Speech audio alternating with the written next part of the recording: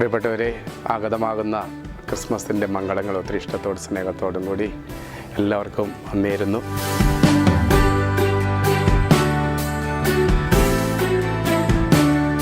ഭൂമി ഈ മനോഹരമാകുന്ന നാളുകളാണല്ലോ ക്രിസ്മസിൻ്റെ ഒരുക്കത്തിൻ്റെ നാളുകൾ.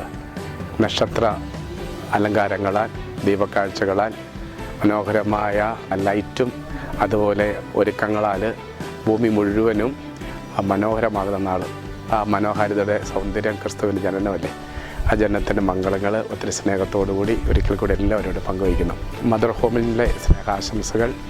മദർ ഹോമിൽ രാപ്പകൽ ആരാധന ഒരു വർഷം പൂർത്തിയാകുകയാണ്. ഈ ജനുവരി മാസം 1-ാം തീയതി 2023 ജനുവരി 1-ന് ആരംഭിച്ച വിശുദ്ധ കുർബാനയുടെ രാപകൽ ആരാധന ഒരു നിമിഷം പോലും കർത്താവിൻ്റെ മക്കളുടെ നാൾ മാറാതെ ആരാധന ഈ ജനുവരി 1 ഒരു വർഷം പൂർത്തിയാകുകയാണ്. 1-ാം വർഷ വാർഷികമാണ്.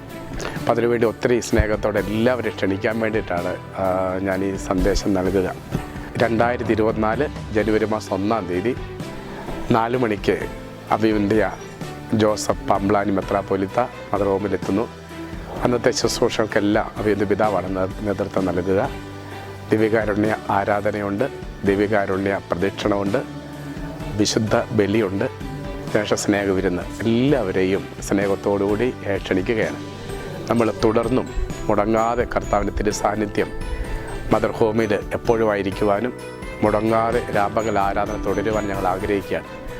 അതിലേക്കും നിങ്ങളെ തുടർന്നുള്ള നാളുകളിൽ സ്നേഹത്തോടുകൂടി ക്ഷണിക്കുന്നു. ദൈവം പ്രത്യേകമായിട്ട് അനുഗ്രഹിക്കട്ടെ. ക്രിസ്മസിൻ്റെയും പുതുവത്സരത്തിൻ്റെയും മംഗളങ്ങൾ ഏറെ സ്നേഹത്തോടെ ഒരിക്കൽ കൂടി പങ്കുവയ്ക്കുന്നു.